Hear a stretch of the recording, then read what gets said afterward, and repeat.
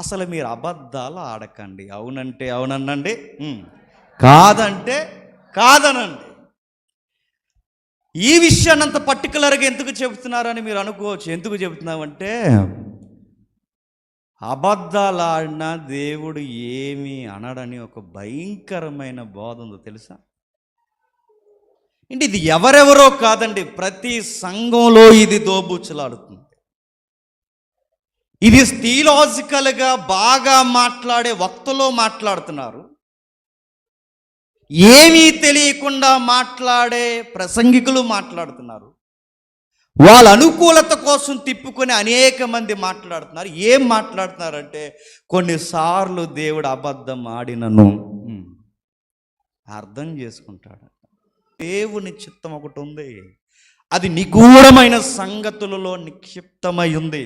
దాన్ని తీయాలి బయటికి. అది మనకి సరిగ్గా తెలియకపోతే ఇక్కడున్న ఈ సైలెన్స్, ఇక్కడున్న ఈ జాగ్రత్త, ఇక్కడున్న అరే పద్ధతిగా ఇది కూడా మీకు ఉండడం లేదంటే ఇలాంటి మోరల్ సబ్జెక్టులు మనకి చెప్పట్లేదు.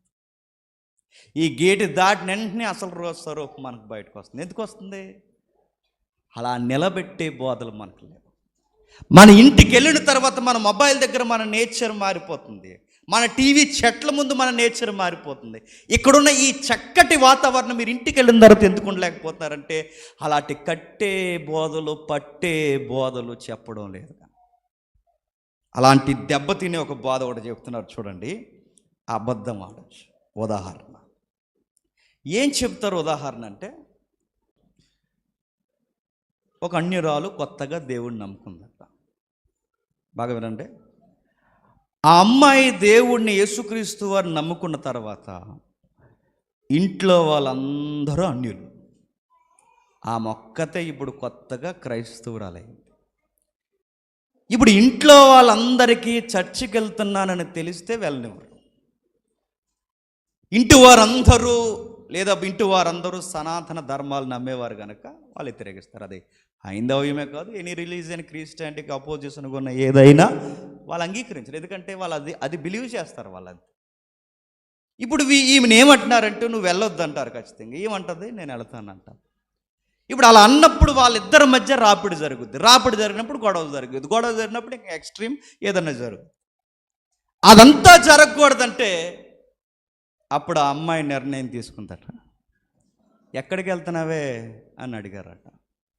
ఇక్కడే ఫ్రెండ్ ఇంటికి వెళ్తున్నాను, 2 hours తర్వాత వస్తాను. ఫ్రెండ్ ఇంటికని అబద్ధం చెప్పి ఎక్కడికి వెళ్ళిందట? చర్చికి వెళ్ళిందట. ఇప్పుడు బైబిల్ దగ్గరికి వస్తాం. మీ మాట అవునంటే అవును, గుర్తుందా? మీ మాట అవునంటే అవును, కాదంటే కాదు. మరి ఈమెవి చెప్పింది? ఫ్రెండ్ ఇంటికి వెళతానని ఒకటి చెప్పి మరొకటేమో చర్చి దగ్గరకు వచ్చింది. ఇప్పుడు ఈమె తీసుకున్న నిర్ణయాన్ని బిబిలికల్గా దేవుడు ఏమంటాడు? పర్లేదంటాడా? ఏమంటాడండి? పర్లేదంటాడా? పర్లేదంటాడంటున్నారు. మీకు ఎలా ఉందో నాకు తెలియదు. ఏమనడు, దేవుడు అర్థం చేసుకుంటాడంటున్నాడు. దేవుడు అర్థం చేసుకోవడం కాదు, మీ బుర్రలకు అర్థం అవట్లేదు. గుర్తుపెట్టు. అబద్ధమాడి చర్చికి రావడం ఏంటండి? అబద్ధమాడి చర్చికి వస్తే దేవుడు అంగీకరిస్తాడని అనుకోడు. మరొక బూటకపు ముసుకేంటి? మరి అలా అయితే వెళ్ళనివ్వరు కాదండి. అంటే వెళ్ళనివ్వరని యేసుప్రభు ఎప్పుడో చెప్పాడు. అత్తకే కోడలకే పడదన్నాడు నమ్ముకుంటే, కొడుక్కి తండ్రికి పడదన్నాడు నన్ను వెంబడిస్తే. ఒకే ఇంటి వారిలో అందరూ అతనికి వ్యతిరేకం అవుతారన్నారు నన్ను నమ్మితే. ఎందుకు? నన్ను నమ్మితే ఆ ఇంటిలో అగ్గేసుకున్నట్టే అన్నాడు. ఈ రిఫరెన్స్ చదవరా? ఈ రిఫరెన్స్ ఎక్కదా? ఆయన నమ్మితే ఖచ్చితముగా రాపిడి జరుగుద్ది. ఆ రాపిడేమి జరగకుండా ఏం చెప్పాలట? అబద్ధం చెప్పొచ్చిందట. ఆ అబద్ధం చెప్పొచ్చినప్పుడు దేవుడు అలా ఎలా అర్థం చేసుకుంటాడంటే, రాహాబు అబద్ధం ఆడితే దేవుడు మెచ్చుకోలేదా? చూసారు? ఇలాంటివన్నీ నేను అడుగుతున్నాను. ఇలాంటివన్నీ రెఫరెన్సులతో ఇలాంటి సందర్భాలు ఎత్తి మాట్లాడితే ఇప్పుడు కొత్తగా వచ్చిన క్రైస్తవులు ఇప్పటికే బైబిల్ అరకొరగా చదివే క్రైస్తవులు, లేదు బైబిల్ ఎప్పుడో అమావాస్యకి క్రిస్మస్కి పండక్కి తీసే క్రైస్తవులు, జస్ట్ చర్చికి మాత్రమే టెక్స్ట్ బుక్లా పట్టుకుని వచ్చే క్రైస్తవులు, ఇలాంటి విషయాలు నిజమని నమ్మితే ఒకసారి అబద్ధం చెప్పి ఊరుకుంటారా? దొరికిందే సొందని చెప్పండి, 10 సారి చెబుతారా? ఇంత ఇస్తేనే అంతకు దూసుకుపోతారు ఎవరు? మరి కొంతమంది ఏం చేస్తారంటే, మరి డాక్టర్ గారు అబద్ధం చెప్పాడు, అబద్ధం ఏం చెప్పాడట, అది పెద్ద రోగం అయినప్పటికీ డాక్టర్ గారు ఏమన్నారంటే, నీది చిన్న రోగం ఏమీ కాదన్నాడు. ఇప్పుడు ఆ చిన్న రోగం అని ఆ రోగికి ధైర్యం చెప్పాడు కనుక ఇప్పుడు డాక్టర్ గారు మంచి చేశాడా చెడు చేశాడా? చెప్పండి, లౌకికంగా చెప్పండి. మంచి చేశాడా చెడు చేశాడా? లౌకికంగా మంచి. కానీ బైబిల్ దగ్గరికి అదే డాక్టర్ క్రిస్టియన్ అయితే, అదే డాక్టర్ విశ్వాసి అయితే, ఆ డాక్టర్ని ఎలా తీసుకొచ్చి బైబిల్ మీద నిలబెడితే బైబిల్ ఏమంటావు చెప్పనా? రాంగ్ మోటివేషన్ ఇస్తున్నావు అంటుంది. వేరే మెథడ్స్ ఉన్నాయి రోగికి ధైర్యం చెప్పడానికి. నిన్ను స్వస్థపరుచు యెహోవా, యెహోవా రాఫా అని చెప్పొచ్చు నువ్వు.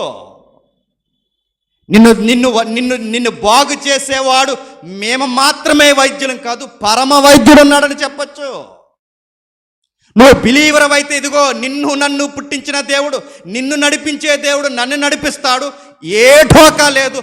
కుళ్ళిన శవాలను, ఇరిగిన ఎముకలను, కుంటివారిని గుడ్డివారిని లేపిన దేవుడు నిన్ను కూడా లేపుతాడని మోటివేషన్ ఇవ్వచ్చు. అదేమీ కాకుండా అబద్ధం అనే లైనే దొరికిందంటే నిన్నేమంటాడు చెప్పండి?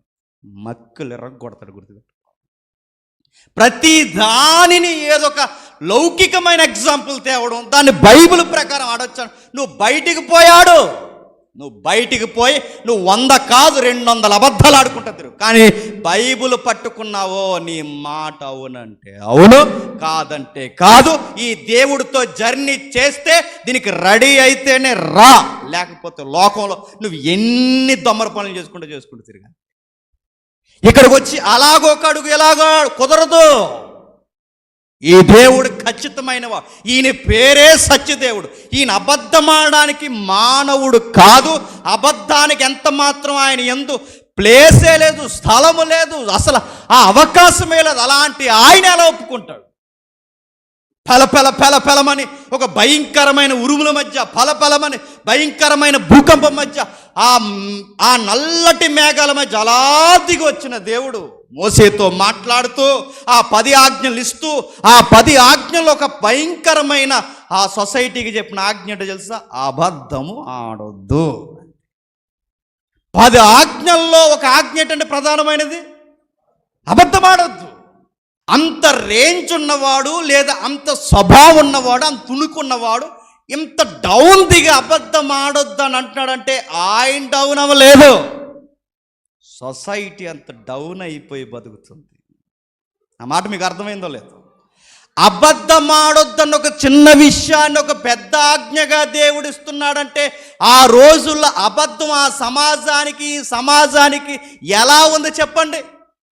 నీళ్లు తాగినంత ఈజీగా ఉంది, స్నానం చేసి వచ్చినంత ఈజీగా ఉంది, చొక్కా మార్చి వచ్చినంత ఈజీగా ఉంది. అందుకే అబద్ధమే వాళ్ళకి తప్పు కాదని అనబడుతుందంటే ఆయన ఎంత పెద్దవాడు, ఇది ఒక ఆజ్ఞగా ఇవ్వాల్సి వస్తుంది. చెప్ప అబద్ధం ఆడొద్దు అన్నాడు. మరలో ఒక మాట అంటారు, అబద్ధం ఆడొద్దు అన్నది 10 ఆజ్ఞల్లో అది పాత నిబంధన కాదండి, క్రొత్త నిబంధనలో కొంచెం దేవుడు ఏం చేస్తాడట? అర్థం చేసుకుంటాడు. ఇక మూడోది ఏంటి? మోరల్. సివిల్ రైట్స్ అయినా మారచ్చు, కల్చర్ అయినా మారచ్చు, ఎప్పటికీ భూమి గతించినను మారనది ఏంటి చెప్పండి?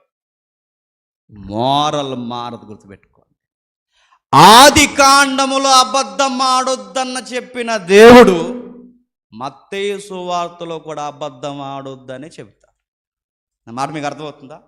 పాత నిబంధనలో అబద్ధం ఆడొద్దని చెప్పిన దేవుడు క్రొత్త నిబంధనలో కూడా అబద్ధం ఆడొద్దని చెప్తారు. ఎందుకంటే ఆ దేవుడు ఆ రోజున్న దేవుడే ఈ రోజున్నాడు, ఈ రోజున్న దేవుడే ఆ రోజున్నాడు, నిన్న నేడు నిరంతరము. చెప్పండి, మారని వాడై ఏకరీతిగా ఉన్నాడు గనక మొన్నో మాట, నిన్నో మాట, రేపో మాట చెప్పడానికి ఆయన మానవుడు కాదు. ఆయన ఎప్పుడు ఒకేలా ఉంటాడు. అందుకే అప్పుడు వద్దన్నవాడు ఇప్పుడు కూడా వద్దంటాడు. మోరల్ మారదు. అలా మారని మోరల్ని ఉదాహరణ చేత కవ్వింపులు, ఉదాహరణ చేత లాజికల్ పనికిరాని లాజిక్ ఉదాహరణలు మాట్లాడుతూ దేవుడు అర్థం చేసుకుంటాను అనడం ఎంత దుర్బాధ చెప్పండి. లేవండి, చిన్నప్పుడు పేదరాయుడు అడిగాడట రచ్చబండలో, ఏమని, ఏరా ఏరా టెంకాయలు ఎందుకు తీసావురా అని అడిగారట. అయ్యా నేను తీయలేదయ్యా. అదిగో అప్పుడు వెంటనే యజమాని, అదిగో అబద్ధం ఆడుతున్నాడు, తీసాడు అన్నాడు. మళ్ళీ తిరిగేసి పెదరాయుడు అడిగా, ఏరా ఎందుకు తీసావురా టెంకాయలు అని అడిగారు. అప్పుడు వెంటనే ఆడన్నాడట, ఆకలేసి తీసానయ్యా, అందుకు అబద్ధం ఆడని అంటే తప్పు లేదురా అన్నాడట. ఇది పెదరాయుడి తీర్పు. పెదరాయుడికి నీకు దెప్ప పగలగొట్టే తీర్పేడు చెప్పనా? నేను సీరియస్గా చెప్తున్నాను. పెదరాయుడికి నీకు దెప్ప ఉప్మా అయిపోద్ది, గుర్తెట్టుకో. పెదరాడైనా నేను సపోర్ట్ చేస్తాడేమో కానీ ఇలాంటి దొంగ తీర్పులు నీకు నచ్చుతాయేమో కానీ గుర్తుపెట్టుకో, దేవుడి దగ్గర చెల్లవుగాక చెల్లవు. అలా ఎలా కూతుందండి? మరి అలా ఆకలితో చచ్చిపోమంటారంటే, నీతి కొరకు అవసరమైతే ఆకలితో చచ్చిపో. చూసారు ఎంత మూర్ఖుడో జేమ్స్ గడ్ అంటారు నన్ను, మూర్ఖుడినే. నీతి నిమిత్తము హింస, నీతి నిమిత్తము ఆకలి, నీతి నిమిత్తం అలా ఉండిపో. ఎందుకమ్మా వ్యభిచారం చేస్తున్నామంటే మమ్మల్ని చూసుకునే వాళ్ళు ఎవరు లేరండి, అందుకే మేము ఇలా తప్పు చేసి మేము ఏదో పొట్ట నింపుకుంటున్నామంటే నేను అడుగుతున్నాను, దేవుడు సపోర్ట్ చేస్తున్నాను అనుకుంటావా? ఆకలితో అయినా ఉండిపో, తప్పు చెయ్యకుగాక చేయకంతే.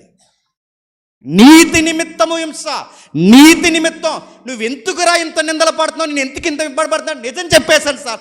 నిజం చెబితే జరిగేది హింస.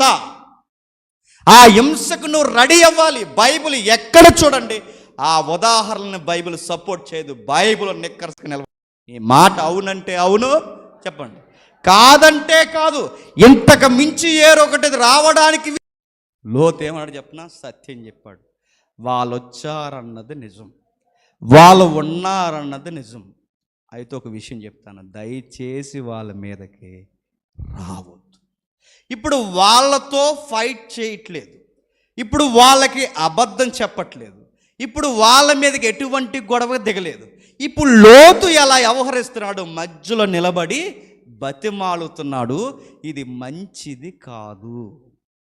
ఇప్పుడు వీళ్ళని కాపాడడానికి కొన్ని మాటలు ఆ సందర్భానికి ఉన్న కొన్ని మాటలు లోతు ఏమన్నాడు చెప్పనా? వాళ్ళిద్దరినీ కాపాడడానికి అవసరమైతే మా ఇంట్లో వాళ్ళని ఎదురు నిలబడతాను, వాళ్ళిద్దరినీ కాపాడడానికి నేను ఎదురు నిలబడతాను, వాళ్ళిద్దరినీ కాపాడడానికి మా కుటుంబం అంతా ఎదురుగా నిలబడతాం. మమ్మల్ని ఏదన్నా చెయ్యండి కానీ వాళ్ళని ఏమీ చెయ్యొద్దు. ఇక్కడ నిలబడ్డారా నిలబడే తర్వాత విషయం, మనకు కావాల్సింది ఏంటంటే వాళ్ళని కాపాడడానికి లోతు ఎన్ని ప్రయత్నాలు చేయాలో చెప్పండి.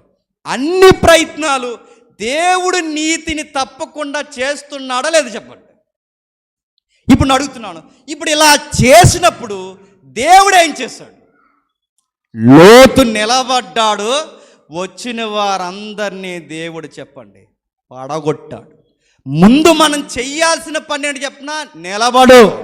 నువ్వు నిలబడి ఆ నీతి కొరకు మాట్లాడు. తర్వాత ఏం చేయాలో ఆయన చూస్తాడు. ముందు నువ్వు నిలబడకుండానే ఏ సొంత అబద్ధాలు చెప్పాలని చూస్తే ఇది నీ సొంత ఐడియాలజీ అవుతుంది తప్ప దేవుడు ఇన్వాల్వ్మెంట్ అయ్యే అవకాశం ఇస్తున్నావా?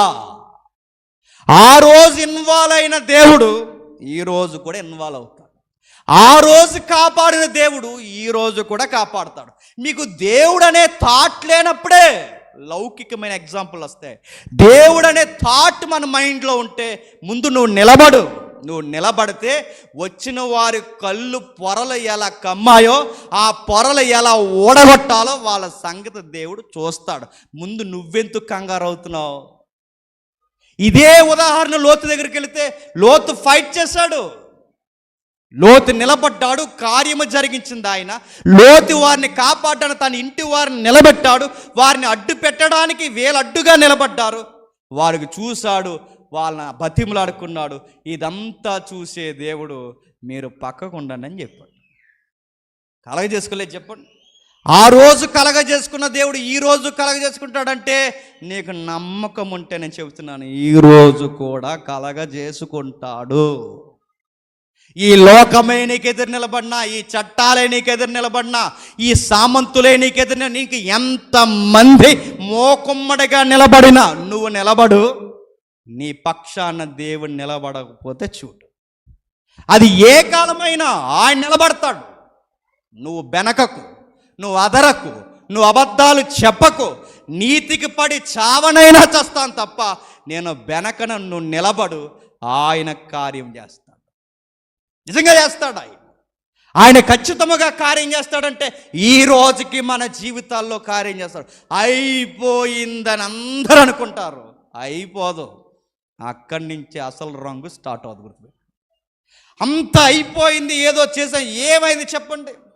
లోతు సత్యం చెప్పాడు, సత్యం మాట్లాడు, సత్యము కొరకు మాట్లాడినప్పుడు లోతుకి ఏం జరిగింది? నష్టము జరిగింది, ఆస్తి నష్టం జరిగింది, అడ్రస్ నష్టం జరిగింది, నష్టమే జరుగుద్ది. కానీ దేవుళ్ళలో మాత్రం ఫలము ఉంటుంది. గుర్తుపెట్టుకో, సత్యం చెప్పినందుకు ఏమీ కాదంటలేదు బైబిల్. సత్యము చెప్పినందుకు నష్టపోతారు. ఆ నష్టం జరగడానికి కూడా మనం ఏమవ్వాలి చెప్పండి? ప్రిపేర్ అయిపోయి ఉండాలి. దాని కొరకు మనం రెడీగా ఉండాలి. ఏమనాలి? నా మాట అవునంటే అవును, కాదంటే కాదు. పిచ్చా నీకంటే పిచ్చి కాదు, ఇది మా ప్రభువు చెప్పిన మాట. నువ్వు అబద్ధం చెప్పావనుకో, గుర్తుపెట్టుకో, ఆ అబద్ధాన్ని కవర్ చేయడానికి ఇంకో 100 అబద్ధాలు చెప్పాలి. నిజమే చెప్పావనుకో, ఆ రోజుకే తిట్టుకుంటారు, ఆ రోజుకే కసురుకుంటారు. తర్వాత ఎన్ని పరిస్థితులు జరిగినా ఒకరోజు ఏమంటారు చెప్పిన, పని వచ్చినప్పుడు వాళ్ళు అంటారు, ఎన్ని జరిగినాడు అబద్ధం చెప్పడండి. వాళ్ళే సాక్షి. మళ్ళీ నీకు గుర్తుపెట్టుకో, నీకు ఎన్ని జరిగినా మళ్ళీ వాళ్ళే సాక్షి ఇస్తారు. ఎందుకనండి? వాడికి ఎన్ని చెప్పినాడు మాట అంటే మాటనండి. అని అడిగితే అప్పుడు చెప్పాలి, వాడు క్రైస్తవుడండి అని.